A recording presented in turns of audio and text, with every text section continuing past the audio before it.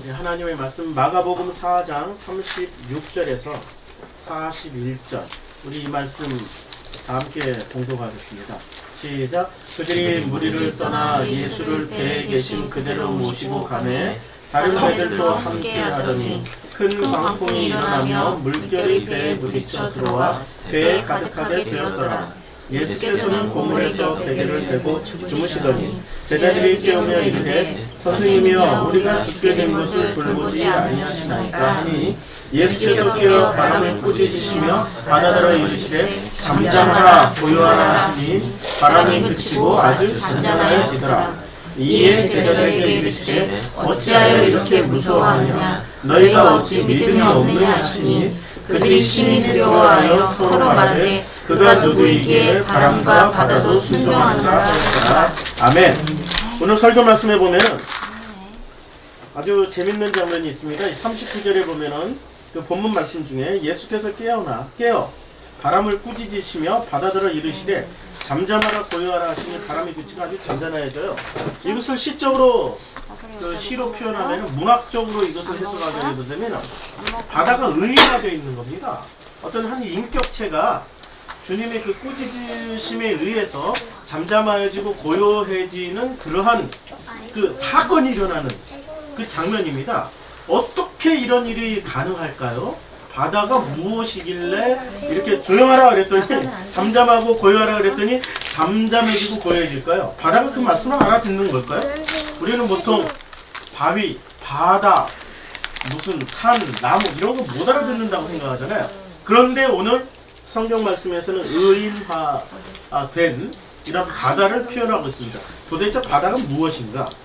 그리고 성경 오늘 본문 말씀에 보면은 물결이 37절에 보면 큰 광풍이 일어나 이제 굉장히 큰 광풍 갑자기 이 몰아치는 회오리 바람입니다. 여기서 본문에 의하면은 바람과 광풍이 이게 두 개가 동시에 다 나타납니다. 그러니까 바람을 이게 돌리는 그 광풍이 붙잡아서 큰 바람을 일으킴으로 말미암아서 그 물이 이 바다에 있던 물이 배에 부딪혀진 결과로 인해서 들어왔다라는 거죠.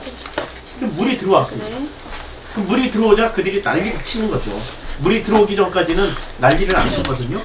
물이 들어오니까 난리를 치기 시작합니다. 배가 물에 잠길 것 같다라는 위기의식을 느낀 이 제자들이 이런 문제 제기를 하는 거죠. 그러니까 오늘 본문에 우리가 중요시하게 지금 봐야 될 두 가지 포인트가 있다면 첫째는 바다, 의인화된 바다. 도대체 바다가 뭐냐? 둘째는 물은 또 뭐냐? 뭐 이런 것을 봐야 되죠. 그런데 오늘 본문은 어디서부터 시작하냐면은 분류표에 의하면 35절부터 시작합니다. 그날 저물 때 제자들에게 이르시되 우리가 저편으로 건너가자. 저편으로 건너가자고 그랬죠. 건너간다라는 겁니다.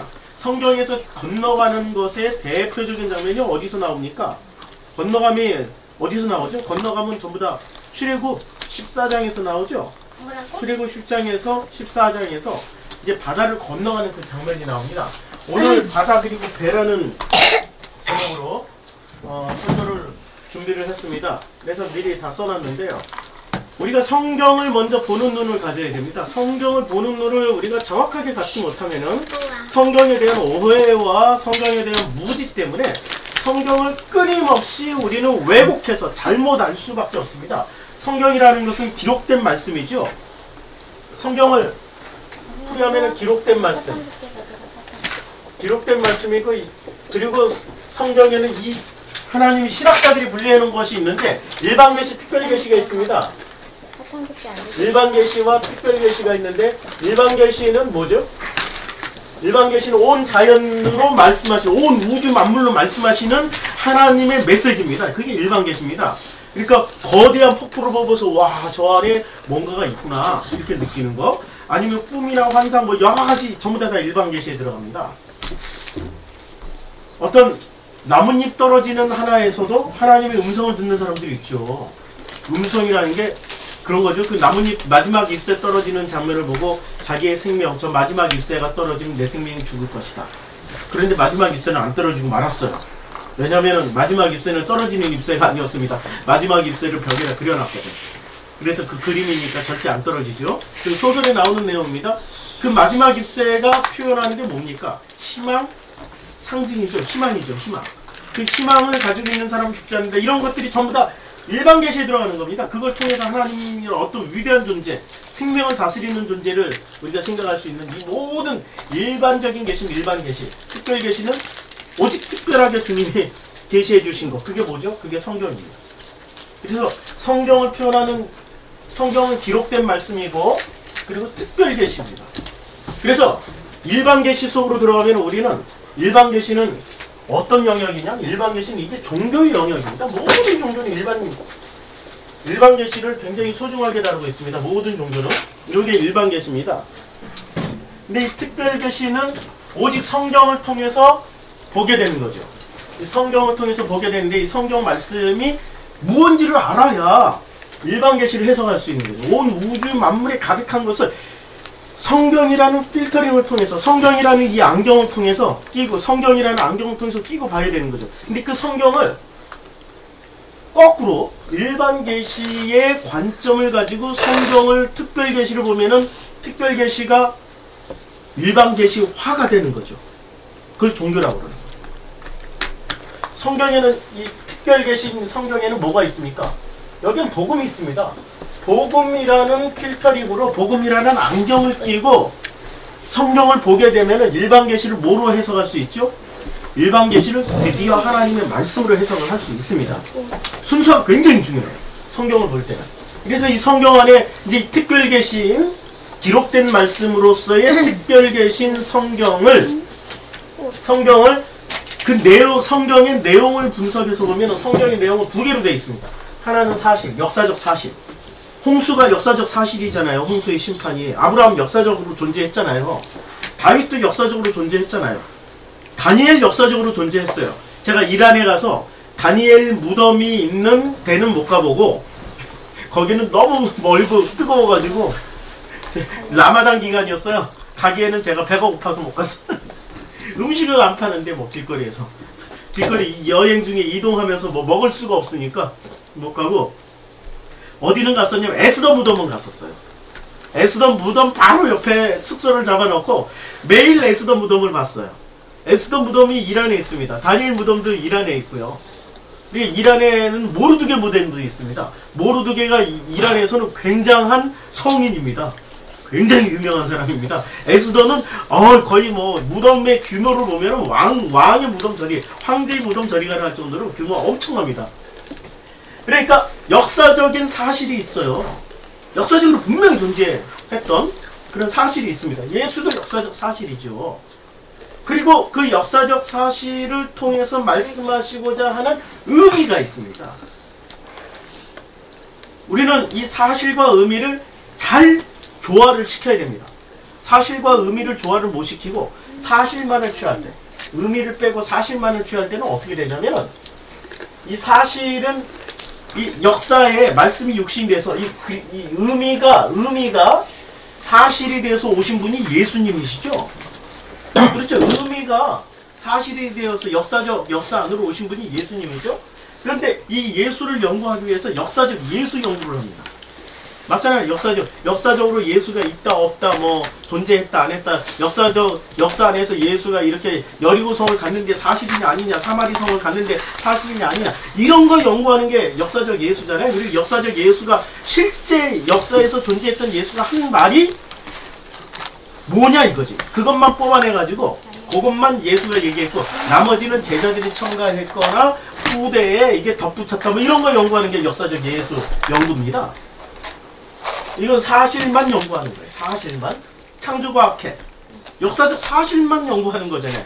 홍수가 있었다. 창조가 사실이다. 이런 것만 얘기하는 거예요. 그리고 이렇게 하다 보면 뭐가 되냐면 성경은 문자 그대로만 보게 되는 거죠. 의미는 도외시하고 성경이 말하고자 하는 의미는 도외시하고 검증만 하려고 하는 겁니다. 이 검증만 하려고 하는 것을 우리는 뭐라고 그러냐면 세대주의 혹은 근본주의라고 합니다. 그럼 굉장히 위험해요. 이런 사람들은 전부 다 어디로 가냐면 종말론으로 갑니다. 물론 역사적 연구는 빼고 요 나머지 부분에서 사실만 연구하면은 그걸 전부 어디로 가냐면 종말론으로 가게 돼 있습니다. 종말론. 종말론. 아, 성경은 종말론만 얘기하는구나. 종말 끝난다. 이 역사가 셧다운되고 이 역사가 끝나고 이 역사가 그냥 두루마기 펼쳤다가 쫙 접혀지는 것처럼 쫙 접혀져서 끝난다라고 얘기를 하는 거죠. 거기 사실의 중점을 둬서 그렇습니다. 아니라니까? 성경을 균형 있게 봐야 돼요. 사실과 의미를 골고루 밸런스 있게 봐야지. 이게 균형 있게, 이 밸런스 있게, 균형 있게 봐야지. 사실에만 집중하면은 성경은 전부 다 종말론과 근본주의자로 가게 되어 있습니다. 문자주의로 가게 되어 있기 때문에. 문자 그대로 보자 이거야. 그러니까 문자 중심, 의미 중심이 아니라 문자 중심으로 가게 되어 있습니다. 문자 중심은 일견 맞는 것 같죠. 성경에 이 말씀이 있는 그 다음에 다 믿으니까. 다 믿자니까 이렇게 얘기를 하는 사람들이에요. 성경에 있는 그대로 다 그대로 믿자. 한번 믿어보자. 이렇게 했어. 드디어 믿어보자 해놓고 성경을 딱 폈어. 어느 날 이제 아침에 하루를 시작하기 전에 우리 큐티 하잖아. 딱 폈어. 그랬더니 유다가 목을 매니라. 어려 재수가 없네.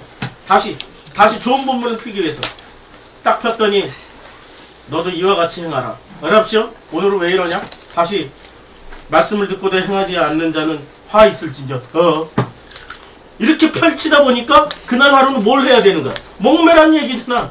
문자 그대로 보면은 이런 오류가 생긴단 말이에요. 의미를 살펴야죠. 의미를. 그러니까 사실과 의미를 골고루 균형을 이루어 나가는 게 이게 성경에서 굉장히 중요한 일입니다. 그리고 또 의미만 살피는 쪽으로 한번 보자고요. 요건 사실만 살피는 쪽이고요. 의미를 중심으로 해서, 의미라는 건 말씀이죠. 결국엔 모든 의미는 말씀에서 오는 거잖아요. 이 말씀의 의미만 생각하는 사람들이 주로 알레고리 해석을 하는 사람들이에요. 알레고리 해석은 굉장히 많잖아요. 알레고리에서 뭐 사마리아 그 여리고성으로 가던 강도 만난 그 사람을 통해 가지고 그 강도 만난 사람이 누구냐? 뭐 여리고성은 또 뭘 의미하냐? 그리고 레위는 누구를 의미하냐? 이렇게 전부 다 어떻게 해석하냐면 그냥 의미의 알레고리 해석을 해가지고 뭐 강도 만난 사람은 나쁜 놈이야. 그런데 그가 뭐 그 하나님의 은혜 그 레위인이 그래서 레위인이 그냥 지나갔고 뭐 바리새인도 지나갔고 그렇지만 사마리아인도 나쁜 사람이지만 그 사마리아인이 뭐 구원받을 자야. 그래서 그를 도왔어. 지금 논리 전개가 전혀 안 돼요. 그렇죠. 이게 알레고리적 해석의 오류입니다. 그리고 각종 이단이 사실을 빼고 의미만 취할 때 각종 이단이 다 나옵니다. 신천지 의미만 가지고 해석하는 집단입니다. 요즘 사실을 빼고 의미만 가지고 해석을 해요. 물론 사실만 가지고도 이단 나와요. 어디서 나오냐면 제7일 안식일교회는 요 사실을 굉장히 중요시 여깁니다. 제7일 안식일교회는. 그래서 제7일 안식일교회 가면은 뭘 하냐면 제일 먼저 공부하는 게 뭘 공부하냐면 다니엘의 7대를 공부합니다. 다니엘이 본 환상 중에 우상 있죠. 뭐 머리에는 발은 철로 흙으로 돼 있고 머리는 철로 돼 있고 뭐 이런 철동 뭐 이런 걸로 재료가 다 다르잖아요. 이것을 철기 시대와 동기 시대 무슨 이런 걸로 다 나눠가지고 사실로 그러니까 사실에서도 의미가 그 이단이 나오고 의미만 가지고도 이단이 많이 나오는데 실제로는 이단이 어디서 많이 나냐면 의미만 가지고 해석할 때가 이단이 더 많이 나와요. 각종 이단이 의미만 그 성경에서 의미만 취할 때 각종 이단이 다 나옵니다. 그 중에 대표적인 이단이 영주주의입니다. 사실은 의미가 없어. 진짜 중요한 거는 의미야. 성경에 말씀하고 있는 이렇게 얘기하죠. 성경에서 말씀하고 있는 속뜻만 취하면 돼. 그래서 신천지 가면 속뜻 얘기 무지하게 많이 듣습니다. 그렇죠? 신천지 다녀오신 분들 전에는 많이 있었는데 오늘은 한 분도 안 보이시네. 신천지에서 제일 많이 강조하는 게 속뜻 많이 강조하죠. 의미만 강조하기 때문에 그렇습니다. 그런데 성경은 사실과 의미가 합쳐져서 기록된 말씀입니다. 그래서 사실과 의미를 적절하게 조화를 잘 시켜야 돼요. 적절하게 조화를 잘 시키는 것을 뭐라고 얘기하냐면 너머의 진리를 우리가 본다라고 얘기하는 거죠. 너머의 진리를 어떻게 볼 수 있습니까? 너머의 진리를 보려면은 주님이 말씀하셨죠. 마가복음 4장에서 우리가 내내 공부하고 있는 거죠. 비교와 비유로만 말씀하신 거죠. 그래서 우리가 비교와 비유를 공부를 많이 해야 됩니다. 무엇이 비교를 하신 거고 무엇이 비유로 말씀하셨는지를 우리가 공부를 많이 해야 됩니다. 그래서 이 비유, 주님이 말씀하신 이 비교와 비유의 의미를 통해 가지고 이 사실과 의미를 잘 이게 균형을 잡고 해석을 하는 게 바로 누구로 해석을 해놨냐면은 사실로 오신 예수를 통하여서 이렇게 해석을 하는 거지. 이게 해석하는 원리입니다. 사실로 오신 예수를 통하여서 성령의 의미로, 성령의 해석으로 말미암아서 복음을 깨달아가는 게 기록된 말씀, 특별계신 성경을 우리가 제대로 이해해야 한다. 제대로 이해할 수 있다라고 말할 수 있습니다. 그게 성경을 해석하는 기준이 되어야 되는 거죠. 그래서 성경을 공부한다고 하면서 사실이라는 의미를 다 빼버리고 의미만 가지고 붙잡고 나가는 것도 굉장히 위험한 거고, 속뜻 찾아간다라고 막 성경을 여기저기 그냥 전부 다 엉터리로 근거도 없이 해석을 해버리면 그거는 이단으로 갑니다. 그리고 의미는 빼버리고 성경을 과학적으로, 합리적으로, 이성적으로 해석해야 돼 하면서 사실만 강조하면 그것도 이단으로 가요. 그 대표적인 이단이 크리스찬 사이언스죠. 그렇게 나갔던 이단이. 그러니까 이단의 두 종류가 있어요. 사실만 붙잡고 나간 이단은 크리스찬 사이언스 종말론의 한 그 분파들 있죠. 그러니까 이 세대에 어떤 변화가 있는지. 그래서 요 사실을 붙잡고 나간 그 기독교의 한 분파가 있습니다. 지금 베리칩이 전부 사실만 가지고 얘기하잖아요. 그러니까 사람들이 설득력이 있죠. 사실만 눈에 보이는 증거물 막 다 들이대는데, 눈에 보이는 증거물 갖다 들이대면서 이거 보라고 세상이 종말이 온다고. 그리고 저는 가만히 있어도 왜 그렇게 그 베리칩 하는 애들이 이메일을 많이 보내는지, 이메일을 클릭을 절대로 안 해요. 근데 이메일 자체가 이렇게 그 뜨는 화면이 뜨게끔 요새는 아주 기술이 진보돼가지고 그걸 보면 시뻘겋고 그 시퍼놓고 이를 보면 무서워. 막 무섭게 666 써놓고 베리칩 써놓고 그거 보면은 뭐 큰일이 일어날 것 같아. 그냥 분위기상으로만 뉘앙스로도 이런 거 보고 어쩌다가 재수없게 한번 딱 클릭하잖아요. 그건 눈을 못 떼요. 왜냐면 이 세상에서 일어나고 있는 모든 사실들을 가지고, 모든 사실들, 그렇지, 증거물이죠. 그냥 자기네들이 만들어낸 증거물들을 가지고 사람들을 미혹을 하니까 넘어가죠. 그걸 뭐라고 그래요? 이렇게 구분을 해놓고 보면 의미를, 사실을 통해서 의미를 찾으려고 하는 집단은 뭐라고 그러죠? 종말론적 기독교로 가게 되어 있습니다. 그걸 종교 집단이라고 그러고, 그걸 우리는 복음이 아닌 비본질, 비복음의 집단이라고 얘기할 수 있습니다. 조심해야 됩니다. 의미만 가지고 하는 집단, 이것도 굉장히 조심해야 됩니다. 그래서 성경을 해석할 때는 이 성경을 왜 비유와 비교로만 말씀하셨습니까? 너머라는 것을 잘 보셔야 돼요. 이 현실의 너머의 세계에서 말씀을 전하시는 겁니다. 그러니까 우리의 현실이란 세계의 너머의 세계라는 건 차원이 다른 거죠. 차원이 다르기 때문에, 차원이 다른 그 세계이기 때문에 다른 차원의 것을 성경이라는 이 말씀으로 기록을 해놔야 되기 때문에, 다른 차원의 것을 우리 현실에, 지금 우리가 살아가고 있는 이 차원에서는 다 담을 수가 없기 때문에 비유와 비교로만 말씀을 해놓으시는 겁니다. 그럼 비교는 무엇에 대한 비교죠?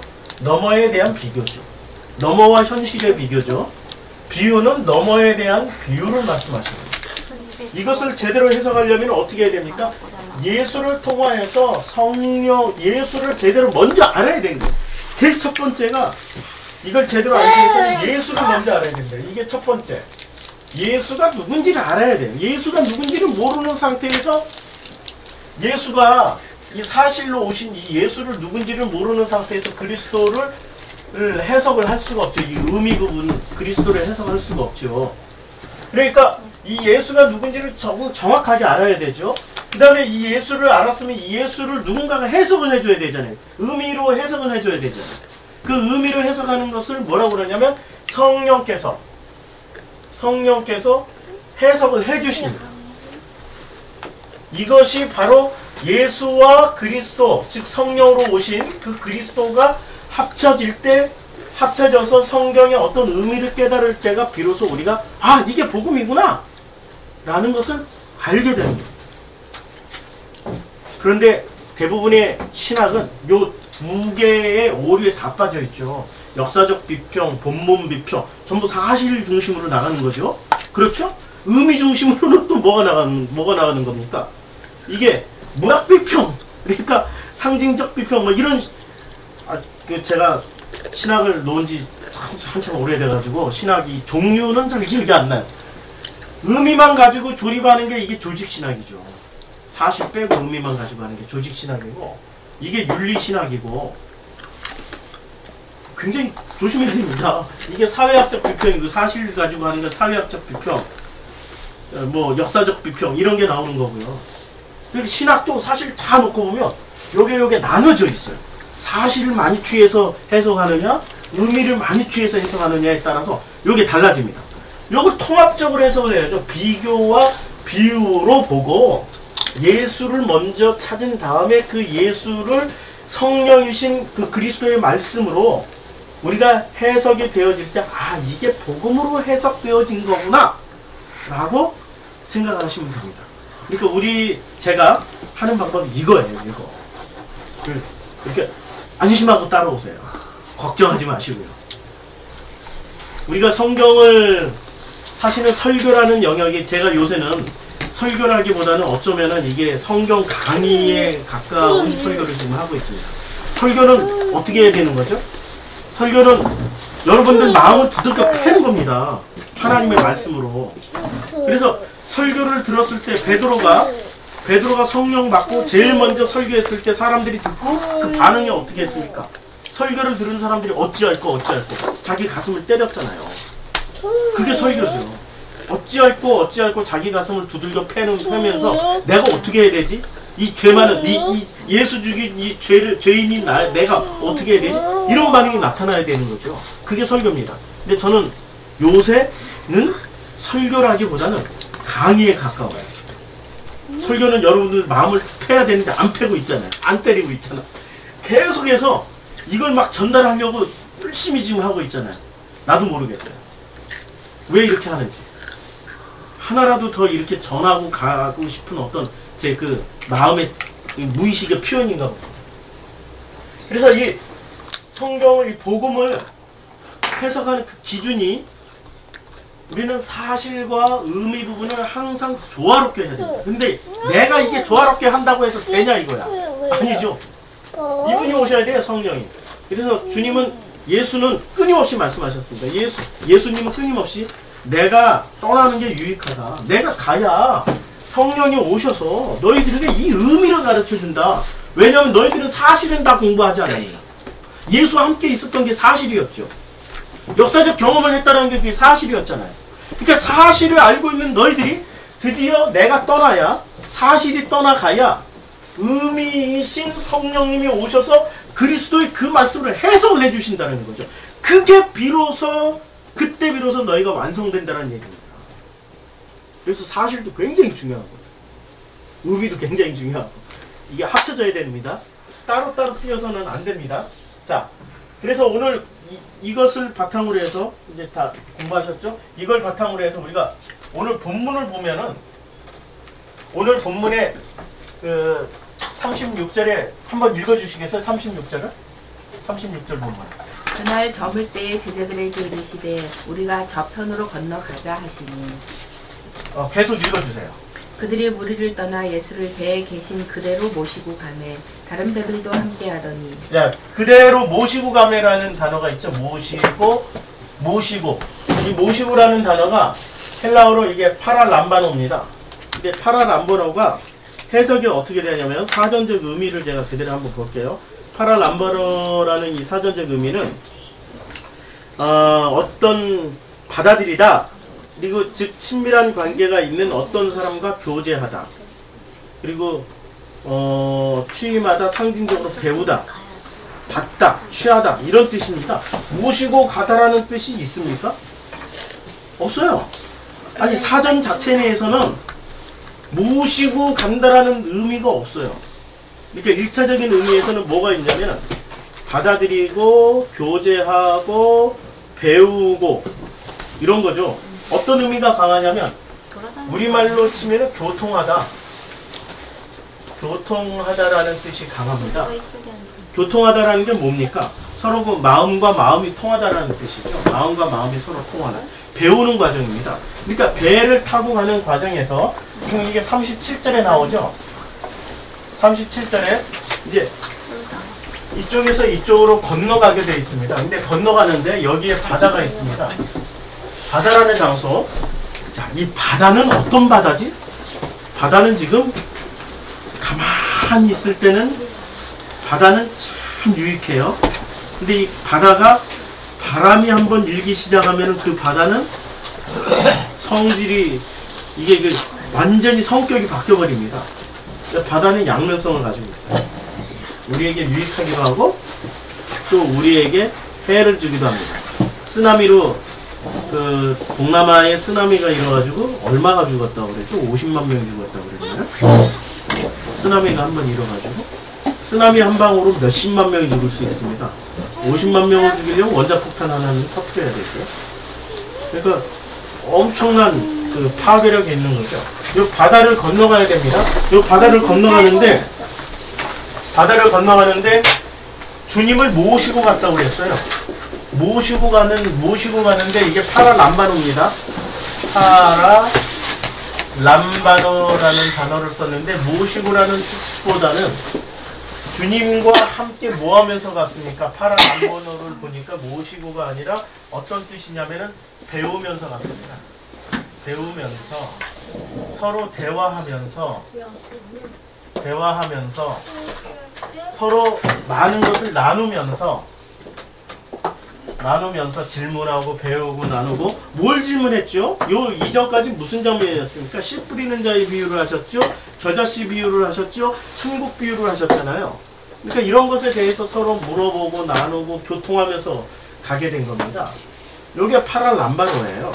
그러니까 저희가 무리를 떠나 예수를 배에 계신 그대로 모시고 가매, 그대로 모시고 가는 게 아니라 예수를 배에 모시고 간다라는 그 의미를 이렇게 생각하시면 됩니다.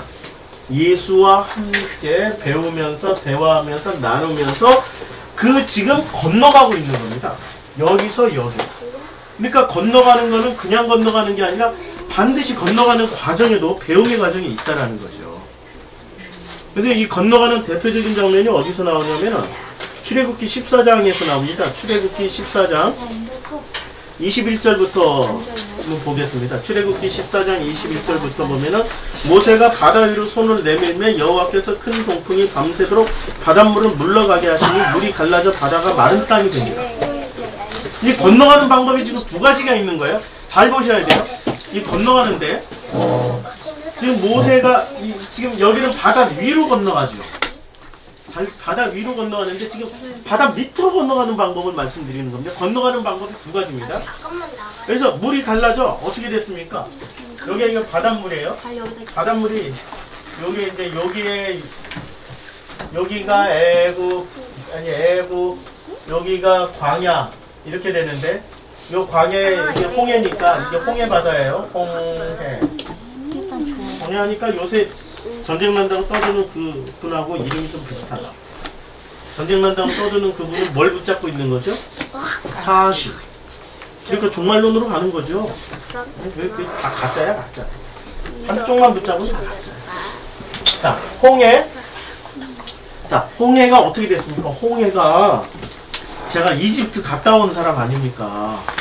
엄청 깊어요. 이게 스쿠버 다이빙 해가지고 홍해가 물이 맑아가지고 전 세계 스쿠버 다이버들의 천국입니다. 거기 다합이라는 지역이 거기 가면은 나오기가 싫어요.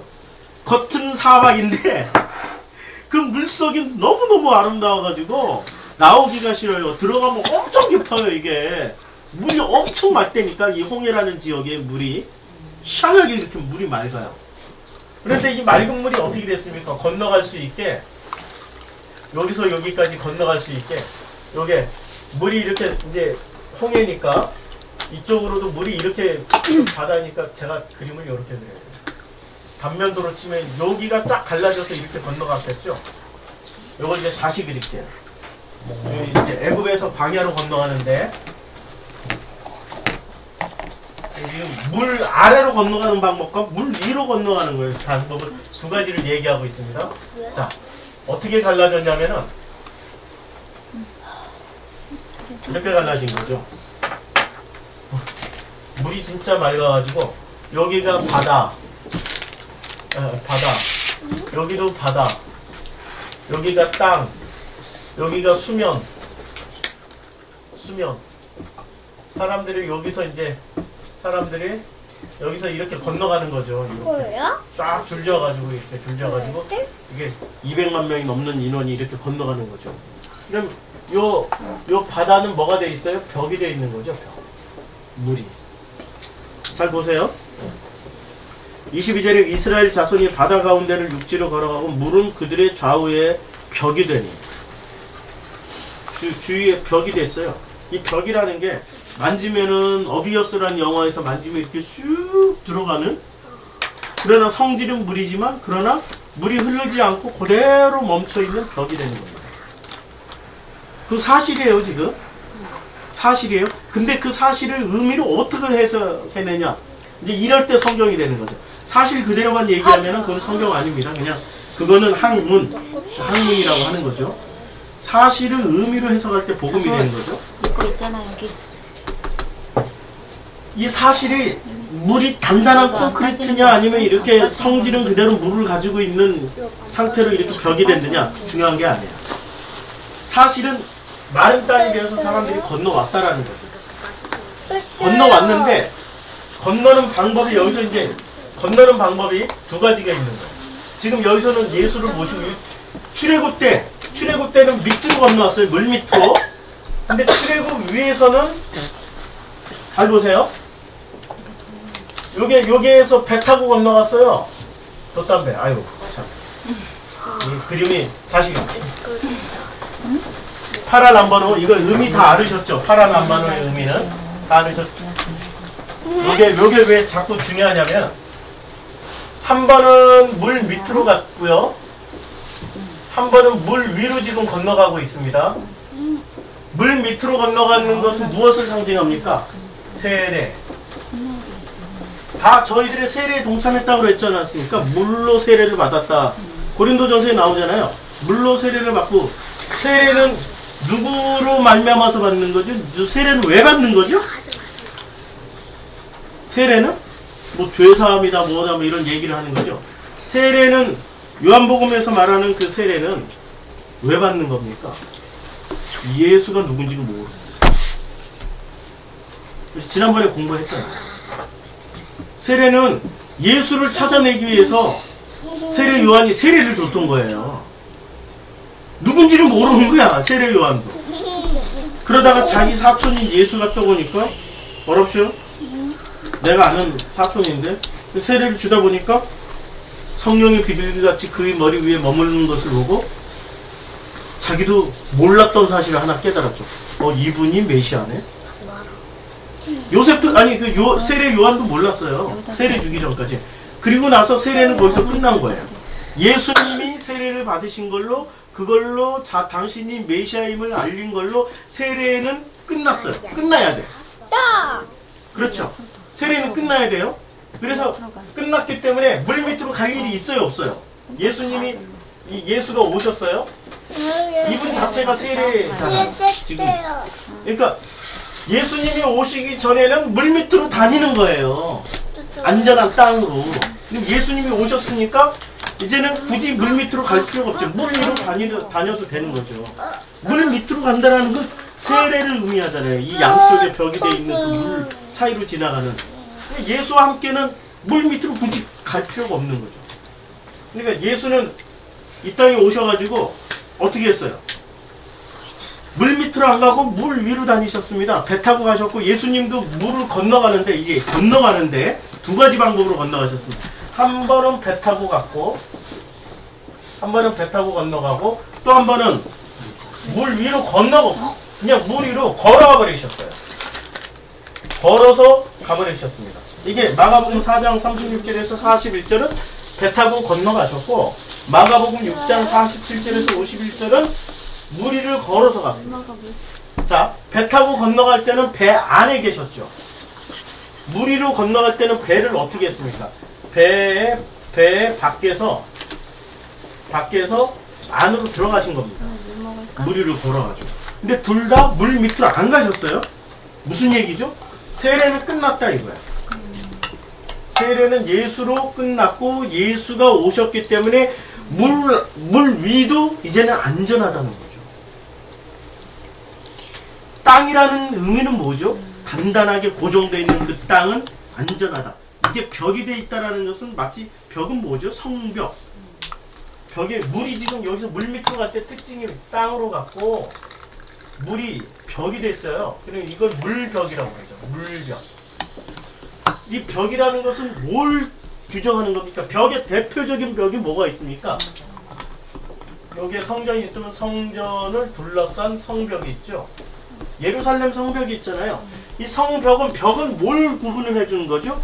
성벽은 뭘 구분해 주는 겁니까? 성과 속을 구분해 주죠. 요 안에 있으면 성스럽고 요 안에 있으면 세속적이다. 요거 구분하는 거죠. 그래서 성 안에 성스러운 것 안에 이 성전이 있을 때 의미가 있는 거죠. 성전이 속스러운 데 있으면 이 성전이 성전 기능을 하겠습니까? 못해요. 그래서 출애굽할 때부터 뭘 합니까? 진을 치고 진 안에다가 성막을 놓죠. 그 다음에 광야 시대가 끝나고 나서는 예루살렘 성전을 먼저 성벽 만들고 성전을 놓습니다. 성과 속을 구분하기 위해서. 물이라는 것은 굉장히 많은 메타포를 가지고 있어요. 물을 왜 벽을 만들었냐, 물벽을 만들었냐면은 요 벽을 쳐놓은 겁니다. 이 벽을 쳐서 구분을 해준 거예요. 요 벽 밑에 벽과 벽 사이에 사람들을 두고 벽과 벽 사이에 요 벽 안에는 뭐가 있습니까? 요 벽 안에는 하나님의 은혜가 있는 거죠. 성스러운 공간이 여기가 여기 되는 거죠. 벽 안에는 성스러운 공간이고 벽 밖에는 뭐가 되는 겁니까? 이 속스러운 공간이 되는 거죠. 세속적인 공간이 되는 겁니다. 그러면 물은 뭘 상징하죠? 세속. 맞죠? 물은 세속적인 공간이에요. 그러니까 하나님은 심판할 때 뭐로 심판하고 그러십니까? 물로 다 죽여버리시는 거죠. 우리가 거룩한 걸로 맞아 죽는 경우는 성경에서 거룩함 때문에 한 방에 이렇게 간 사람이 있어요. 그 사람 빼놓고는 전부 뭐 때문에 가죠? 세속 때문에 맞아 죽죠.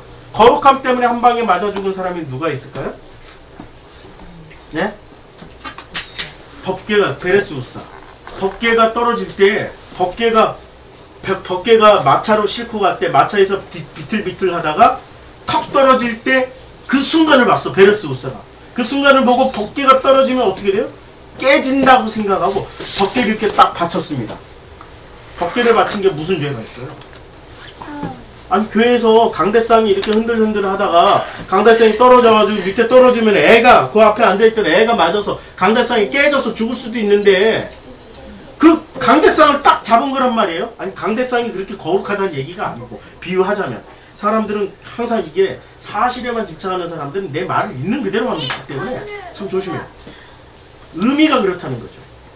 그래서 요 법궤를 딱 붙잡는 순간 베레스우사가 뭐 크게 잘못한 게 아닌데 직사해버렸어요. 바로 그 자리에서 직사했더니 무슨 얘기예요? 우사가 죄가 있어서 죽었습니까? 아니 그 사람은 선한 일을 했다니까? 왜 죽었습니까? 법궤라는 거 하나님의 거룩이 임재하시는 자리잖아요. 용량이 이 법궤라는 거는 법궤의 하나님의 거룩은 무한 용량입니다. 무한대. 그런데 유한한 인간이 그릇이 조그만 그릇이 이걸 떡 잡는 순간 그 엄청난 거룩이 흘러 들어가면은 그릇이 어떻게 됩니까? 그릇이 터져 버리죠. 당연히 죽죠. 그러니까 하나님 만나면은 즉사입니다. 그 거룩을 감당을 못해서 즉사예요. 성경적 의미로 보면. 그러니까 그 거룩이 심판하기도 한다라는 얘기죠. 그런데 대부분 뭐로 심판을 했습니까? 거룩으로 심판을 본질은 거룩이에요. 본질은 거룩으로 심판하셨지만 뭐로 심판을 하셨습니까? 세속으로. 세속으로 심판을 하셨습니다. 그 대표적인 물질이 물입니다. 그래서 물은 굉장히 많은 상징을 가지고 있습니다. 물은 바다를 분석하면 이렇게 되죠. 바다는 물과 소금으로 되어 있잖아요. 민물은 그냥 물로만 되어 있죠. 근데 바다는 물과 소금으로 되어 있고 물과 소금으로 되어 있는 이 바다 속에 살아가는 것들이 전부 뭡니까? 물과 소금 안에 요 안에 살아가는 생명체들이 있습니다. 생명체가 있어요. 자, 바다는 물과 소금으로 되어 있습니다. 근데 물은 두 가지 종류가 있어요. 살리는 물이 있고 죽이는 물이 있습니다. 살리는 물은 어디서 나오죠? 살리는 물은 어디서 나오냐면 그 출애굽기 15장 23절부터 우리가 공부를 많이 했던 부분이에요. 그래서 제가 빠르게 읽고 빠르게 해석하고 넘어가겠습니다. 출애굽기 15장 23절 마라에 이르렀더니 그건 물이 써서 마시지 못하겠으므로 그 이름을 마라라 했더라. 이 마라라는 물은 지금 어떤 물입니까? 살리는 물입니까? 죽이는 물입니까? 죽이는 물이었으니까. 마라는 쓰다라는 얘기는 독극물이라는 뜻입니다. 마라의 물을 마시는 순간 죽습니다. 그래서 15장 24절 그 백성이 모세에게 원망하여 이르되 우리가 무엇을 마실까? 아니 물을 놔두고 물을 못 먹어요 지금. 물을 놔두고 물을 못 먹고 있습니다. 얼마나 지금 갈증나요. 지금 사흘 길을 걸어온 사람들이에요. 근데 갈증나서 죽겠는데 물은 있는데 물을 마시지 못해요. 25절 모세가 여호와께 부르짖었던 여호와께서 그에게 한 나무를 가리키시니 한 나무가 뭐죠? 한 나무를 가리키시니 그가 물에 던지니 물이 달게 되었더라. 그래서 그 나무를 물에 딱 던졌어요. 그랬더니 물이 달게 되었어요. 달게 되었다라는 건 독극물에서 마실 수 있는 물로 바뀌었다라는 뜻입니다. 달게 되었어요. 거기서 여호와께서 그들을 위하여 법도와 율례를 정하시고 그들을 시험하실세. 이제 그 물을 달게 만들고 이제 법도와 율례를 정하셨습니다. 그렇죠? 그러니까 죽이는 물이 있는 거예요 지금. 죽이는 물이 있는데 그 물이 변하게 되는 것은 뭐를 넣어야 변화가 됩니까? 나무를 넣어야 돼요. 근데 그 나무를 뭐라고 그럽니까? 그 나무를 장대, 나무, 스타우루스 뭐 이렇게 얘기를 하죠.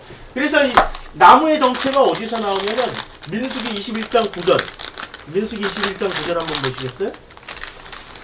민수기 우리가 참 농담 많이 하는데 성경에서 제일 친숙한 그 성경이 민수기잖아요. 민수가 에베소서 이렇게 하면은 말이 좀 이상해집니다. 21장 9절 21장 9절에 보면은 이렇게 나오죠. 모세가 놋뱀을 만들어 장대 위에 다니 뱀에게 물린 자가 놋뱀을 쳐다본 즉 모두 살더라. 지금 뱀이 어디에 매달려 있습니까? 장대, 나무 위에 매달려 있잖아요. 장대에 나무에 매달려 있잖아요. 그분이 누구시죠? 신약 성경에서 해석해 줬죠. 그 장대에 매달린 놋뱀을 누구라고 그랬습니까? 예수라고 그랬죠. 그러니까 죽이는 물이 살리는 물로 바뀌는 그 공식은 죽이는 물에서 어떻게 살리는 물로 바뀌냐면 나무를 집어넣으면 되는데 그 나무는 장대에 매달린 그 놋뱀, 그러니까 놋뱀에 매달린 그 장대, 그 신약으로 넘어오면 십자가가 되는 거죠. 예수라는 것을 넣을 때 비로소 바뀌는 거죠. 그러면 물이 뭔데 예수를 넣어서 바뀌고 말고 이렇게 되지? 물은 전부 다 뭘 상징합니까? 물은 히브리어로는 맴입니다. 맴. 이게 뭐죠? 말씀과 말씀이라는 뜻이에요. 이거 말씀과 말씀. 물은 전부 다 뭘 상징하냐면 물은 말씀을 상징합니다. 그래서 엘리야 시대 때 기근이 있었죠. 엘리야 시대 때 왜 기근을 얘기했죠? 그러면 엘리야 시대는 엘리야가 활동하던 시대에 기근이 있었던 그때 그 왕은 누구였죠? 아합 왕이었죠. 부인은 그 유명한 이세벨. 그 두 사람들은 종교적 활동에 매우 열심히 냈습니다. 바알 신전 지었죠. 아세라 신전도 들여왔죠. 종교적 활동을 열심히 하다 보니까 뭐가 사라진 겁니까? 종교적 행위와 종교적 이론은 굉장히 풍성해졌지만 뭐가 없어진 거죠? 하나님의 특별 계신 그 말씀을 복음으로 해석한 그 말씀이 없어진 거예요. 하나님의 말씀, 아니 그들이 바알 숭배하고 아세다라 숭배를 했다고 하지만은 실제로는 바알 숭배, 아세다라 숭배의 그 경전은 뭐 가지고 했을까요? 한번 물어봅시다. 때리는 거 아니에요? 아니 고고하게 그렇게 연구를 했으면은 그렇게 메이저 종교 아니에요? 바알 종교, 아세다라시 고대 중근동의 메이저 종교 아닙니까? 그럼 경전 발견해야지. 경전. 그들이 사용했던 경전이 있어야 될 거 아니야. 불교에도 경전이 있고 힌두교에도 경전이 있고 기독교에도 경전이 있고 이슬람교에도 경전이 있잖아요. 그러면 바알 종교, 아세다락 종교가 그렇게 신앙생활 열심히 하고 주구장창 끈질긴 생명력을 가지고 신앙행위를 열심히 했다면 그들이 썼던 경전은 뭘 가지고 썼을까요? 뭐야? 그렇죠. 생각 잘해야죠. 성경을 가지고 사실로 해석하거나 의미로만 해석하면 그렇게 이용당한다니까요. 말씀은 있었어요. 물은 가득했는데 그게 무슨 상황을 얘기하는 거냐면 물은 넘쳐났는데 그 물이 전부 무슨 물이었습니까? 못 먹는 마라였다니까. 물은 많아도 마실 수 없는 물이 있는 시대가 있어요. 그게 아방 시대 때 그 물을 마라의 물이라고 하는 겁니다. 왜냐면 물은 전부 다 뭘 상징하고 있어요? 말씀. 물은 말씀입니다. 물이란 사실은 말씀이라는 의미를 담고 있다라는 얘기예요, 지금. 그래서 물 밑으로 한 번 지나갔으면 됐어. 그 다음에 물 위로 지나가야 돼. 물 밑으로 지나간다는 것은 말씀을 일단 죽어야 되는 거예요. 죽었죠? 말씀으로 오신 그 예수를 모시고 가는 순간은 물 밑으로 갈 필요가 있습니까? 그러니까 물 위로 가는 거죠. 그리고 그 물이 말씀이라는 것을 주님이 증명해 주시기 위해서 처음엔 배 타고 갔지만 그 다음에 당신이 직접 걸어가 버렸어. 왜? 내가 이 말씀의 실제 주인공이야 라고 표현하기 위해서 무리를 정복해버린 겁니다. 무리를 걸어갔다는 건 물의 속성은 뭡니까? 들어가면 빠지는 거예요. 안 빠지고 그냥 걸어간 거는 예수님이 무슨 신통한 능력을 보여주시려고 했던 그 사실을 말하려고 그런 게 아니라 예수님이 그 물의 주인이라는 물을 지배하고 물의 전부라는 것을 알기 위해서, 알려주시기 위해서 무리를 걸어가 보신 겁니다. 그 의미를 알려주기 위해서. 근데 우리는 뭐 무리를 걸어가면 지저스 그런 동영상 되게 많더라고. 요새 무리를 걸어가는 동영상. 그러면 사람들이 유럽에서 그런 거, 미국 유럽에서 많이 찍으니까 사람들이 보고 그게 매직이거든요. 마술. 무리를 걸어가는 게 특별한 능력이 아니고 매직 마술인데 그 무리로 걸어가는 그 사람을 보고 사람들이 반응이 어떻게 나타나는 줄 알아요? 그거 전부 쇼거든요. 사람들이 찢었어 이러고 있어. 예수 막 이러고 있어. 아니 무리로 걸어가는 게 뭘 그렇게 대단하다고. 조금만 트릭을 쓰면 다 걸어갈 수 있는데 물의 성격을 연구해서 그냥 그 무리로 걸어가. 그게 왜 예수야? 예수는 말씀을 나라를 죽이는 물에서 살리는 물로 말씀을 바꾸러 오신 분이 예수라고요. 종교적인 그 말씀이 성행하고 있을 때 진짜 진리의 성경의 복음의 말씀으로 그 말씀으로 바꿔주시러 오신 분이 예수라고요. 그래서 배 타고 건너가시고 무리를 걸어가신 거예요. 오늘은 배 타고 건너가셨죠? 왜 배 타고 건너가셔야만 했을까요? 이제 물의 성격은 알았죠. 바다는 물과 소금으로 되어 있습니다. 그래서 이 물의 성격을 알았으면 이제 바다는 소금으로 되어 있어요. 소금으로 되어 있는데 소금은 나중에. 여러분 왜 배 타고 건너갔을까요? 배도 두 가지 종류가 있습니다. 창세기 6장에서 9장이 나오는 배가 있죠. 그 무슨 배라고 그러죠? 방주라고 그러죠. 방주는 녹아요. 없죠. 그렇죠? 방주는 그냥 물에 떠 있는 어떤 물체일 뿐이에요. 방향키도 없고 이게 돌아가는 이게 프로펠러도 없고 이렇게 젓는 노도 없고 돛대도 없습니다. 방주는 그냥 물에 떠 있어야만 되는 거예요. 물에 떠 있어야만 되는 그 방주. 그런데 신약 성경에서는 그 방주가 변하여 배가 됐네. 아니 이런 얘기를 목사님 어떻게 이렇게 함부로 하실 수 있어요? 어떻게 이렇게 그게 바로 그 알레고리적 해석 아니십니까? 이렇게 공격하실 분들이 있어요. 아니라니까? 지금 여기서 바다라고 얘기하는 달라사라고 하는 단어는 마가복음은 놀랍게도 마가복음에서 나오는 그 모든 달라사에는 정관사 호가 붙어 있습니다. 호 달라사라고 다 되어 있습니다. 다른 복음서에서는 호 플러스 달라사. 이게 달라사가 이게 바다라는 뜻이에요. 근데 이게 관사가 붙어 있고 이게 달라사가 나오면 그 바다예요. 그 바다. 우리 영어 아시죠? 더 C가 되면은 그 바다가 되죠. 그냥 관사 없이 C 하면은 바다. 이렇게 대표 명사가 되는 거죠. 근데 그 바다 어떤 바다를 지칭하고 있는 거예요. 근데 마태나 누가나 요한에서는 호가 있기도 하고 달라싸에 호가 있기도 하고 없기도 해요. 그런데 제가 다 찾아봤어요. 제가 다 찾아봤으니까 그냥 저를 신뢰해 주세요. 마가복음에 나오는 달라싸를 다 찾아보니까 나는 하나 정도는 호가 없을 줄 알았어. 전부 다 호가 붙어 있어요.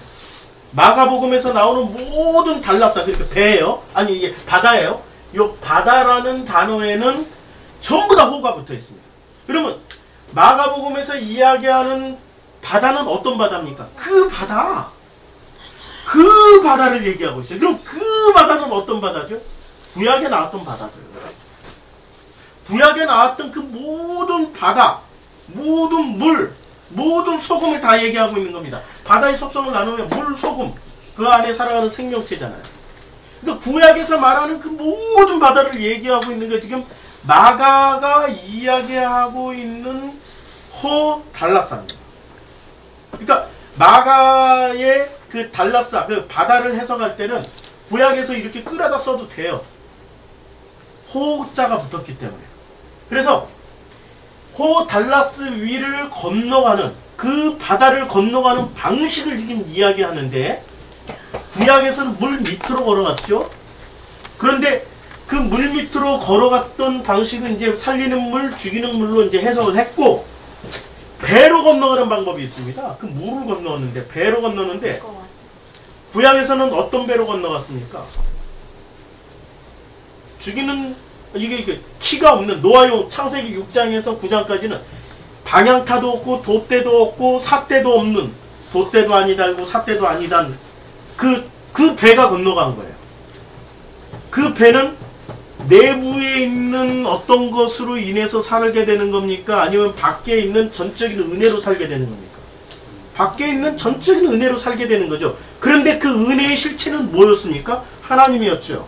그 하나님이 이제는 배 안에 타고 있어요. 그러면 돛대 삿대 다 있어야 되죠. 그렇죠? 그 안에 주님이 다 주인이시니까 주님이 다 살리고 죽이고 하시는 거니까. 그래서 신약의 배에는 뭐가 있습니까? 돛대도 있고 삿대도 있고 어부도 다 있어요. 그냥 전문가들 12제자 중에 몇 명이 이게 전문가입니까? 이게 몇 명이 전문. 베드로부터 시작해가지고 베드로, 안드레, 야고보, 요한이 다 이거 전문가 아닙니까? 이게 전문 어부, 전문 백군 아니었습니까? 다 타고 있었어요. 다. 구약에서는 절대로 돛대도 삿대도 있어서는 안 됩니다. 근데 신약에서는 있어도 되는 겁니다. 왜? 그 말씀이신 그 예수님이 타고 계시니까. 이제 그분에 따라서 좌지우지 되는 거니까.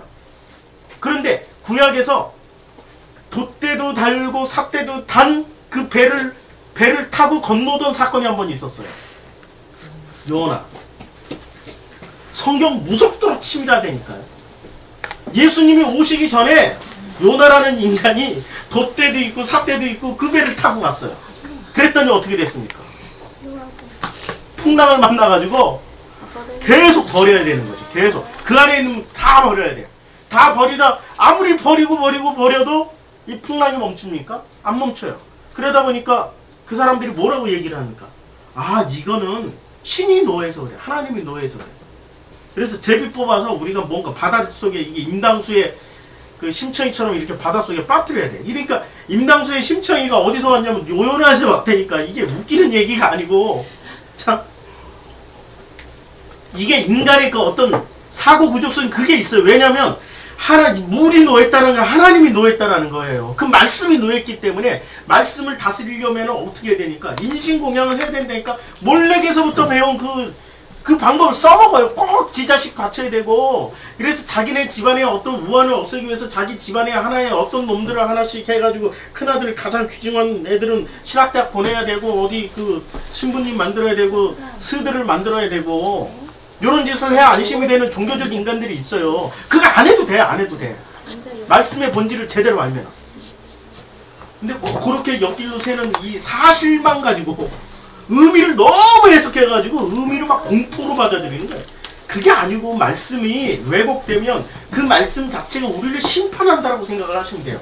그래서 그 말씀을 제대로 하는 방법은 예수가 오시기 전에는 하나님이 물 밑으로 걸어가요. 벽을 쳐버려가지고. 물을 벽으로 쳐서 물 밑으로 그 말씀과 접촉을 안 하게 해버리셨어요. 그런데 예수가 오시니까 그 말씀과 접촉을 하게 해서 물이 파도가 차가지고 막 배 안으로 들어오고 세속적인 그 물이 들어오더라도 걱정하지 말라니까. 그 배 안에는 누가 타고 있어요? 예수가 타고 있는 거예요. 우리가 지금 그 배 타고 건너가고 있는 거예요. 구약시대의 방주를 타고 건너가고 있는 게 아닙니다. 예수가 탄 그 배를 타고 있기 때문에 세속적인 말씀이 내 안에 밀려 들어오더라도 걱정하지 마세요. 주님이 끝까지 해석을 해주십니다. 그게 신앙이에요. 근데 예수도 없이 배 타고 갔던 요나는 어떻게 됩니까? 그물 속에 일단 들어가서 죽어야 돼요. 그물 속에 들어가서 죽어야 되는 겁니다. 어쩔 수 없이 이길 수가 없어요. 그러니까 물속에 들어갔어요? 그럼 어떻게 됐습니까? 물속에 들어가서 죽으려고 들어갔는데 죽고자 하는 자는 살고 살고자 하는 자는 죽는다고 그랬잖아요? 자기가 그 세속의 말씀이라도 들어가서 죽어버리니까 하나님 보호를 해주신 거죠. 물고기 뱃속에 집어넣어가지고. 물고기 뱃속에 들어가서 3일 동안 어떻게 삽니까? 아니 생각을 해보세요. 모든 짐승 살아있는 생명체 동물의 위에는 뭐가 나오죠? 위산이 나옵니다. 사람은 산이 상대적으로 적게 나와요. 왜냐하면 씹어먹고 소화제도 먹고 하기 때문에. 그런데 새나 이 물고기같이 통째로 삼키는 짐승들은 강력한 위산이 나와서 녹여버립니다. 왜냐하면 뼈다귀까지 다 있잖아. 뼈다귀가 사가버리지 않으면은 뼈다귀가 소화가 안 되면 어떻게 됩니까? 그거는 화장실에서 큰일 납니다. 끔찍한 일이 벌어져요. 뼈다귀가 다 사가버려야 돼. 뼈다귀를 사기는 강력한 물질이 뭡니까? 강력한 위산이 나오는 거죠. 산. 이 산이 어떤 역할을 합니까? 태우는 역할을 하죠. 그렇죠? 그래서 이 강력한 불 속에 들어갔던 분이 한 분 계세요. 우리 구약 성경에. 누가 들어가셨죠? 다니엘 그분이 들어가셨어요. 그러니까 산의 성격은 태우는 겁니다. 태우는 거. 이거 산 잘못 이게 피부에 타면 이 피부에 뿌리면 이 피부가 화상 입어버리잖아요. 홀라당 타버립니다. 살아났잖아요. 그 사건 얘기하는 거니까 강력한 물고기 그 통째로 삼키는 물고기란 말이에요. 통째로 삼켜놓으면 그 뱃속에 들어가 있으면 어떻게 됩니까? 위산에 녹아버려야 되는데 안 녹고 있단 말이에요. 나올 때 시원하다 이러고 나온 테니까. 누가 보호를 해주신 거죠? 그분이 왜 이거 설명해 주려고 물이라는 그 물과 배라는 속성을 설명해 주려고 그 중간지대에 물고기에 요나가 들어갔다가 이제 이해가 되시는 거죠. 이게 그 창세기 노아의 홍수의 방주에 지금 예수님 시대에 그 풍랑이 일어나는 그 배에 예수님이 타고 있는 그 중간에 어떤 것들을 설명해 주기 위해서 요나를 배에 태웠다가 물에 빠뜨렸다가 그렇게 살리신 거죠. 그런 거죠 지금. 자 이제 살리는 물, 죽이는 물 알았죠? 이제 배. 그래서 이제 바다는 물과 소금으로 되어 있습니다. 자, 소금을 한번 볼까요? 소금의 속성을 알아야 돼. 그래야 이 말씀이 지금 해석이 돼요. 이게 문문이 이게 엄청나게 복잡한 문문입니다. 이걸 해석을 해내려면은 그냥 단순히 이거 예수님을 모시고 가면 그 어디나 하늘나라 그 어디나 천국이야. 예수님만 있으면은 걱정 안 해도 돼. 어떻게 예수님 모시고 가는데 너희들이 믿음이 없냐? 그거는 이제는 요새는 집사님만 돼도 다 해석을 해요. 요새는 구역장만 돼도 그거 다 해석을 합니다. 좀 넘어서자고요. 넘어서요. 자, 소금은 어디서 나옵니까? 소금이 어디서 나오는 말씀이죠? 마태복음에서 나오는 말씀이죠? 마태복음에서 소금이 나오는데 이 소금을 뭐라고 그랬습니까? 마태복음에서. 응? 너희는 세상의 빛이다 말씀하시다가 갑자기 마태복음에 이 소금 얘기를 뜩 하고 말씀하시죠? 너희는 뭐 세상의 소금이다 이렇게 말씀하시죠? 네. 자 여기서 보면은 제가 이걸 이걸 안 해놨네요. 제가 5장 13년 제가 이게 소금을 다 분석해 놓고 안 넣어놓고 가져왔어요. 뺐어. 아이고 참. 소금을 마태복음 제가 직접 보면서 기억에 의존해서 하겠습니다. 저도 공부 엄청 해야 됩니다. 설교 한 편을 하려면. 마태복음 5장 13절에 보면은 너희는 세상의 소금이니 소금이 만일 그 맛을 잃으면 무엇으로 짜게 하리요? 후에는 아무 쓸데없어 다만 밖에 버려져 사람에게 밟힐 뿐이라고 그랬습니다. 근데 이 소금은 어디서부터 이어지는 말씀이냐면은 기뻐하고 즐거워하라 하늘에서 너희 상이 큼이라 너희 전에 있던 선지자들도 이와 같이 박해하였느니라 라고 말씀하시는 그 연장선상에서 이렇게 이루어지고 있습니다. 그리고 너희는 세상의 소금이니 소금이 그 맛을 잃으면 무엇으로 짜게 하리요?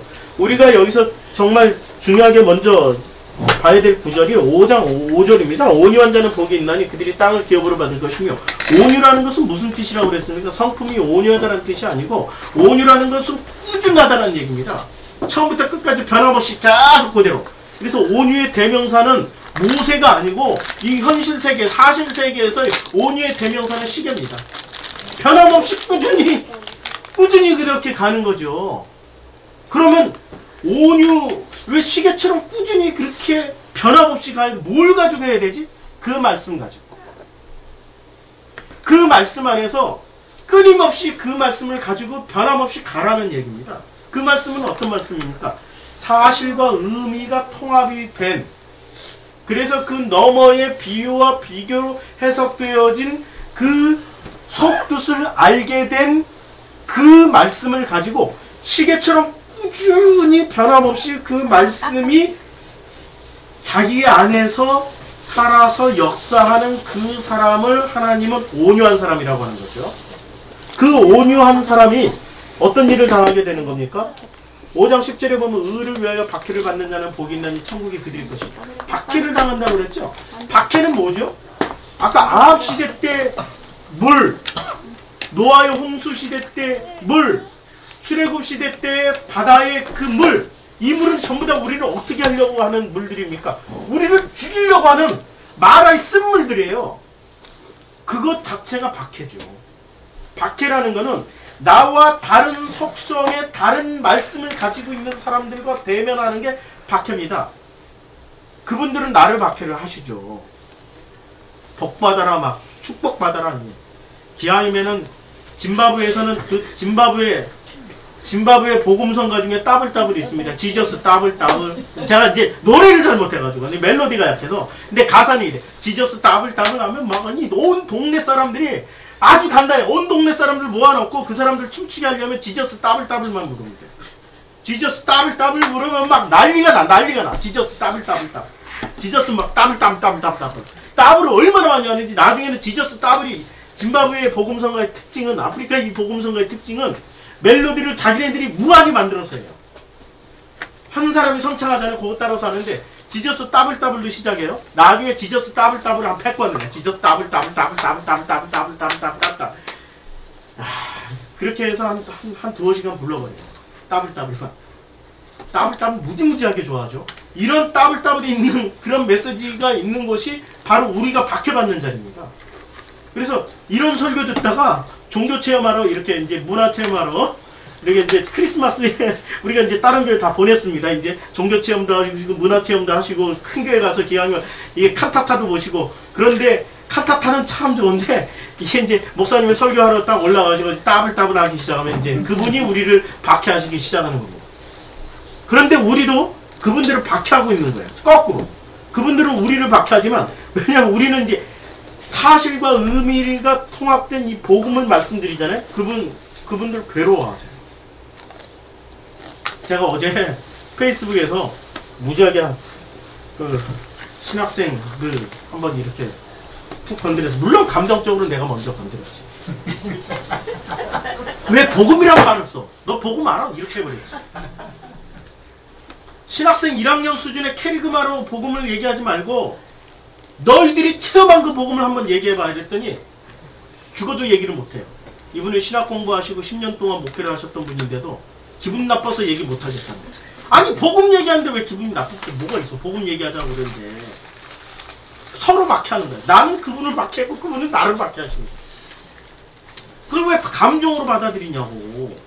감정으로 받아들일 수밖에 없어요. 왜냐하면 이 복음은 굉장히 민감한 겁니다. 자기 전 존재가 걸린 거기 때문에 내가 아무리 우호적으로 정말로 훌륭하십니다. 멋지십니다. 복음을 전하기 위해 가지고 정말로 훌륭하세요. 막 아부를 엄청 했어요. 막 선물 사주고 뭐 해주고 이제 한 1년 동안 공을 들였어. 그리고 나서 그 공 들일 때는 전혀 거부감이 없던 그분에게 제가 이제 복음을 한번 말씀드려도 될까? 복음이란 단어가 딱 나오잖아요? 태도 확 달라지. 1년 동안 나한테 얻어 처먹은 사람인데도 불구하고 태도 확 달라진다니까? 성경, 복음 이렇게 딱 나오면은 사람 희한하게 돌변해버립니다. 복음을 알고 있는 사람은 그 복음이란 단어를 딱 듣잖아요? 그래요? 너무 좋아. 우리 서로 나눕시다. 이렇게 나오는데 복음을 모르는 사람은 바로 거기서 자기의 전 존재 자존심이 확 걸려버려가지고 거의 자존심 대 자존심 싸움이 돼버리기 시작해요. 복음을 모르는 사람들의 특징입니다. 그러니까 복음 얘기는 그러니까 박해는 쌍방간의 얘기입니다. 그래서 5장 10절에 의를 위하여 박해를 받는 자는 복이 있나니 천국이 그들일 것입니다. 이게 서로 쌍방간의 복음 이 박해인데 박해는 일방적인 박해가 아니에요. 쌍방간의 박해입니다. 그런데 어떤 박해는 천국을 복으로 받고 어떤 박해는 지옥을 복으로 받습니다. 그 구분 잘 하셔야 돼요. 그래서 그 구분을 잘 하셔가지고 제가 이렇게 설교를 하고 이렇게 말씀을 이제 유튜브에 올리잖아요. 어떤 분들이 이렇게 피드백을 주세요. 피드백을 주시는데 너무너무 감사해요. 너무너무 좋아요.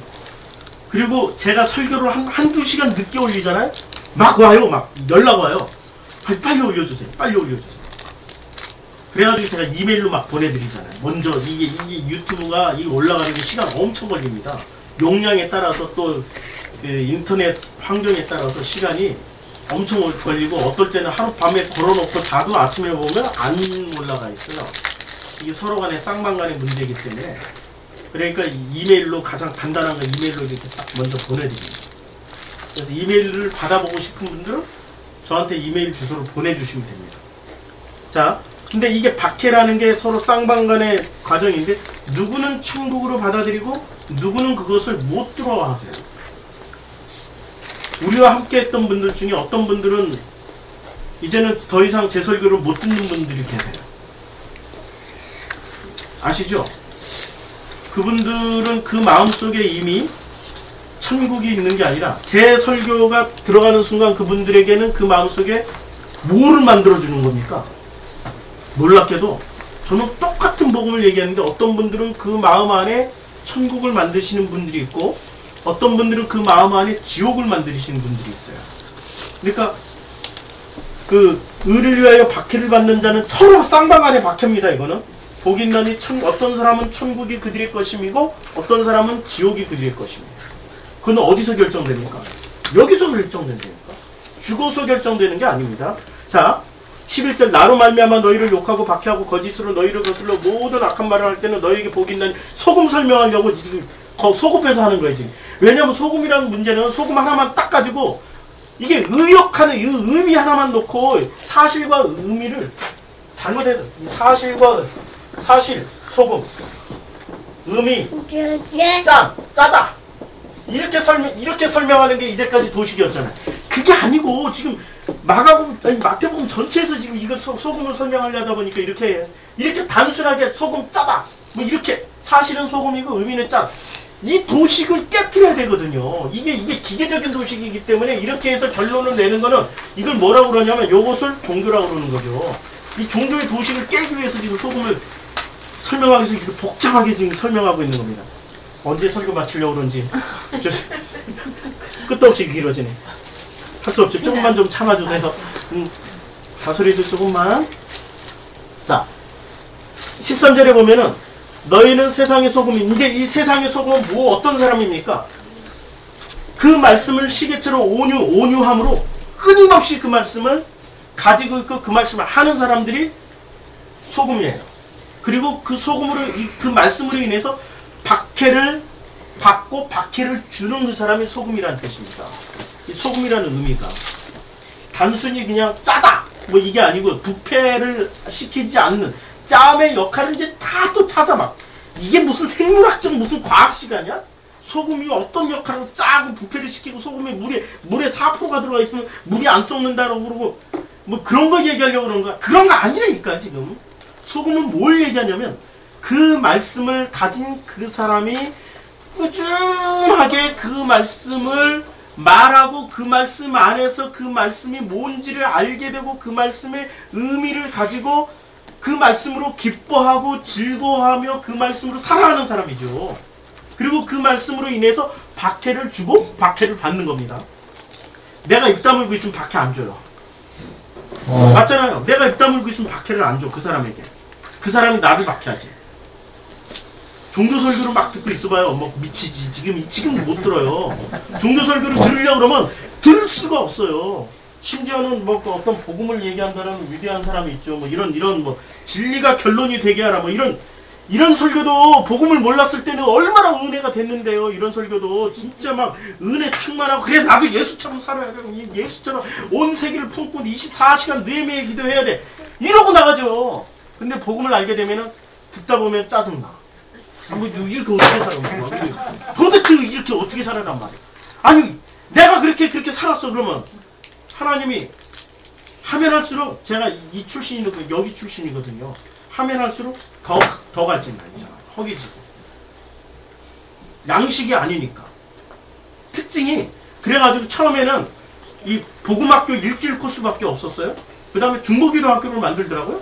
중보기도학교에서 한 6개월을 해요. 6개월을 만들더니 그 다음에 또 코스를 또 만들어. 그 다음에 선교사관학교를 만들어 2년 코스를 만들어. 2년 동안 자기 모든 거 폐지하고 월요일부터 금요일까지 저 강원도 산속에 원주 그 횡성이 거기 들어가가지고 거기 가서 집단 훈련을 해. 그것도 모자라. 이제 선교사로 나가래. 하면 할수록 갈증나고 진짜 맞나? 헷갈리기 시작해요. 결론은 잘못된 물이야. 죽이는 물을 먹고 있다니까. 아니에요. 우리는 참 말하기 어려운데 유사복음이 너무 많아요.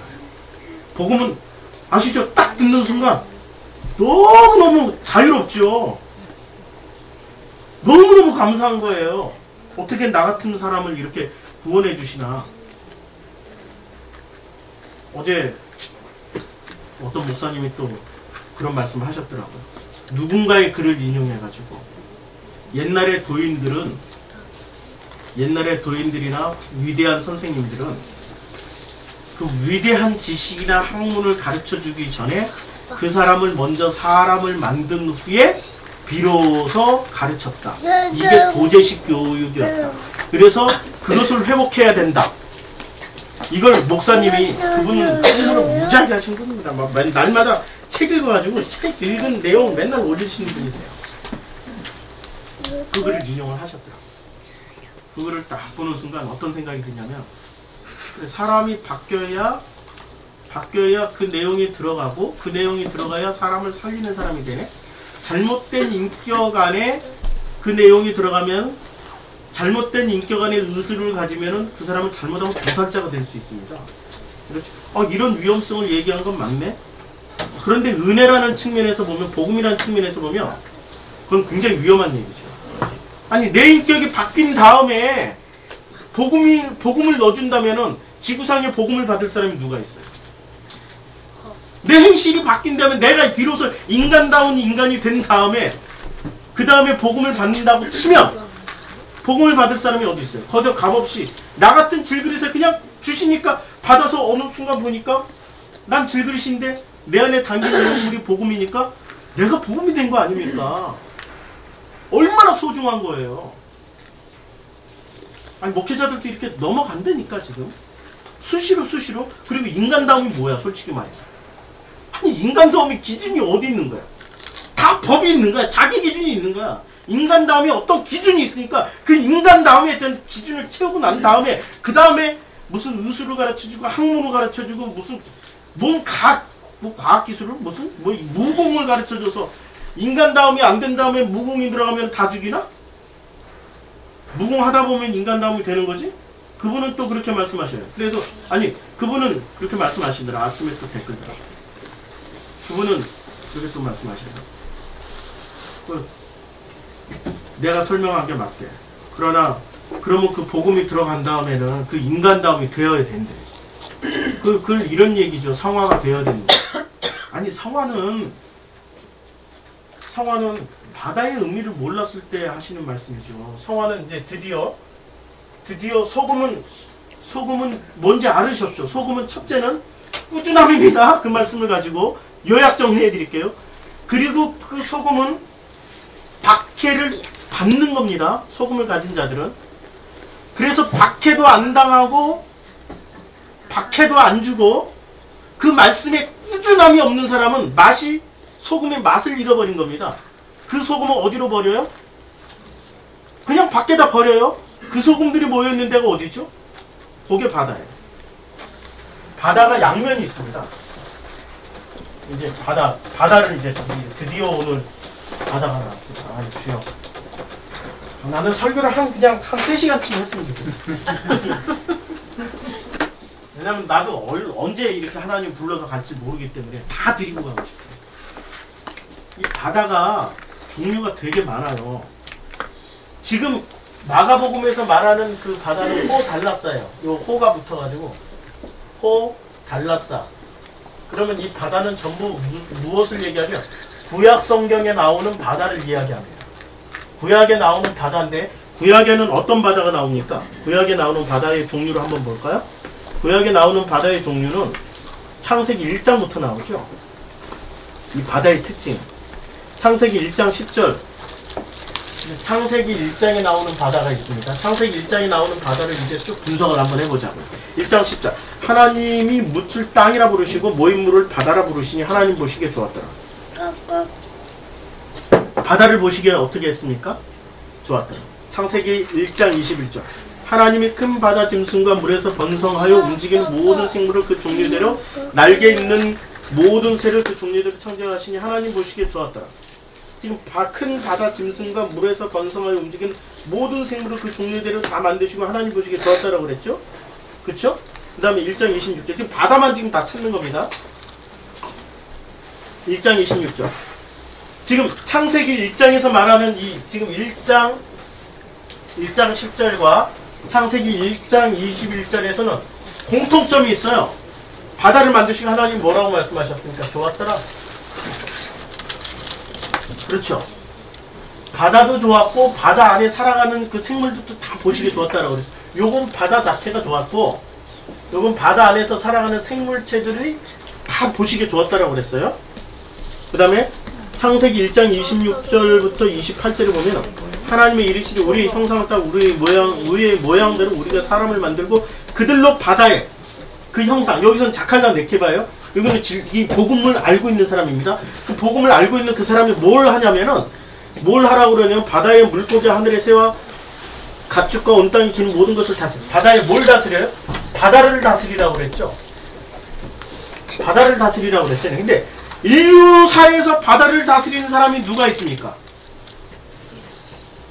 노아 홍수 때 바다 못 다스려서 다 죽었죠. 노아의 방주에 타고 있는 사람들이 바다를 다스린 사람입니까? 그냥 앉아만 있었다니까, 수동적으로. 그리고 요나는 배 타고 가서 바다를 다 못 다스려가지고 지가 빠져 죽었어요. 근데 신약 성경에서는 누가 드디어 바다를 다스렸어요? 예수. 이 구절은 철저하게 무엇을 얘기하고 있어요? 창세기 1장 26절, 1장 26절, 그 다음에 28절도 하나님은 그들에게 복을 주시며 하나님은 그들에게 이르시되 생육하고 번성하고 땅에 충만하라. 땅을 정복하라. 바다의 물고기와 하늘의 새와 땅에 움직이는 모든 생물을 다스리라. 누가 다스리고 있습니까? 지금 사람들한테 다스리라고 그랬는데 실제로 와서 다스리는 분이 누가 있어요 지금? 예수. 그러니까 창세기 1장은 전부 지금 바다를 통해서 누구 얘기를 하고 있는 겁니까? 예수 얘기라니까? 참 성경 놀랍죠? 아니, 물 바다만 가지고도 지금 예수가 나올 수밖에 없는 환경이잖아요. 이게 사실과 의미를 결합한 겁니다. 사실은 예수, 지금 성경은 창세기 1장을 통해서 놀랍게도 바다, 그 다음에 바다 속에 있는 생물체들, 이걸 통하여 가지고 누구를 말씀하고 있습니까? 예수를 말씀하고 있어요.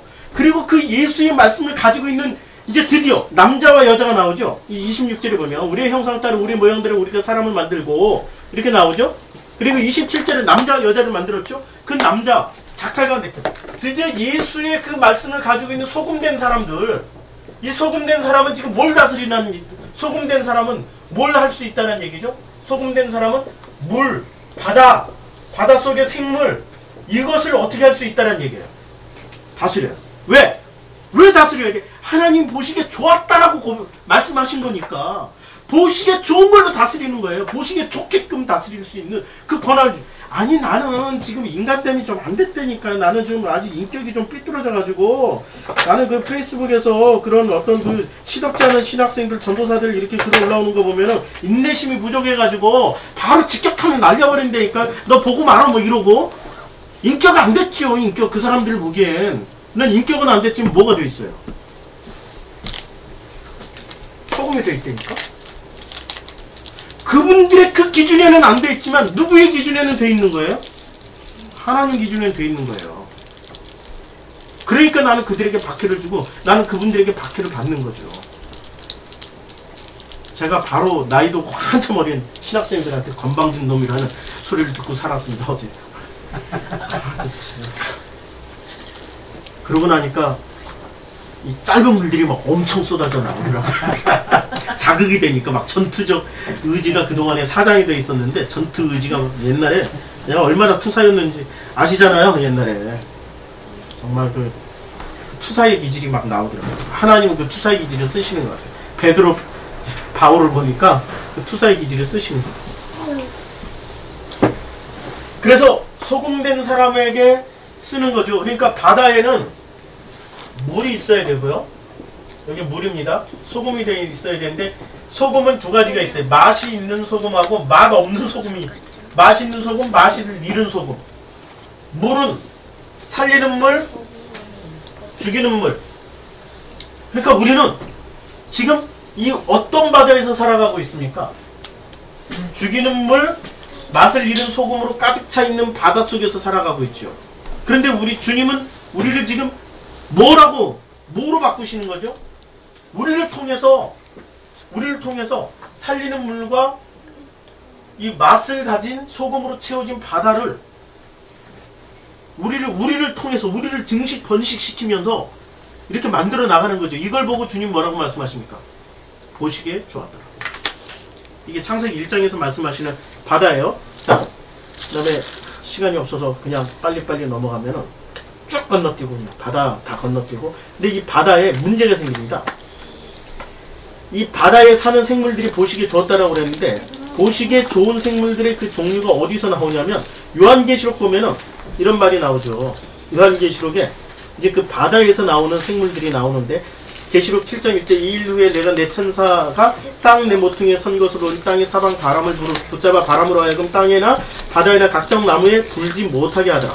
그러니까 이 내 모퉁이에 선 것을 보고 이렇게 그 내 모퉁이에서 이 내 모퉁이가 도대체 뭔 얘기지? 이 내 모퉁이 어디서 나오는 말이지? 이 내 모퉁이가 무슨 얘기지? 이런 그 어디서 나오냐면 요 내 모퉁이 다니엘 7장 2절에서 나와요. 다니엘 7장 2절.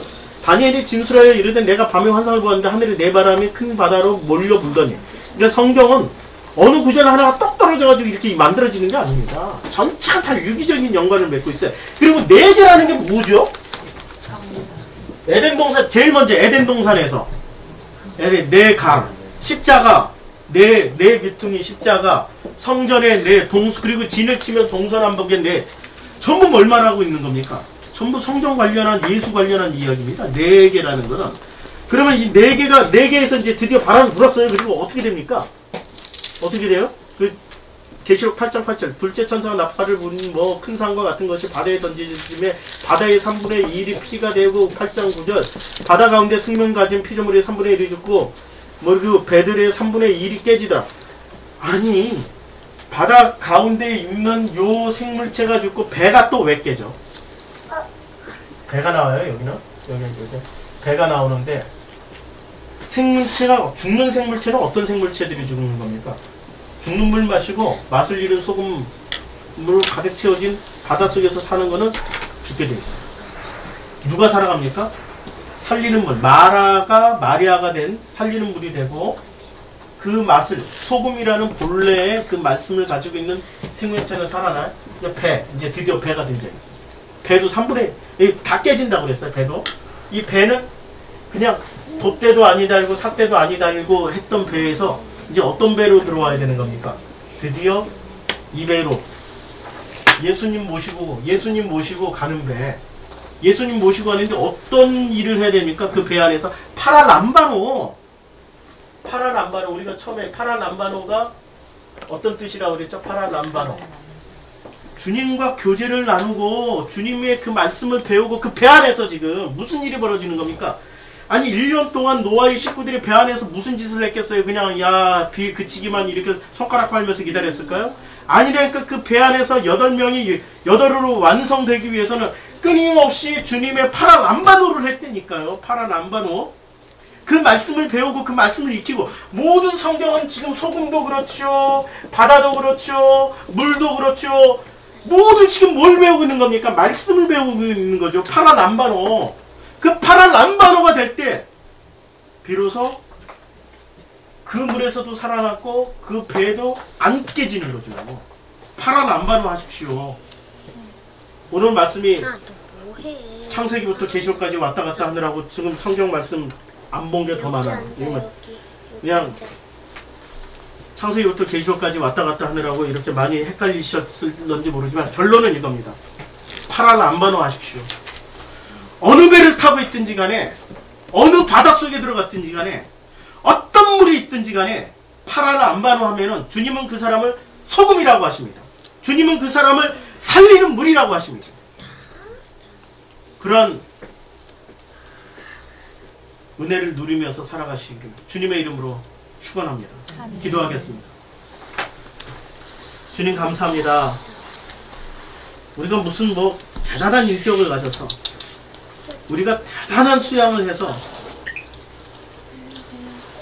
주님의 말씀을 담고 있는 게 아닙니다. 그저 값없이 아무 공로 없이 나라는 그 인격의 그릇에다가 주님의 복음을 담아 주심으로 말미암아서 온유한 자가 될 수 있게 되었고 드디어 소금으로 주께서 만들어 주셨습니다.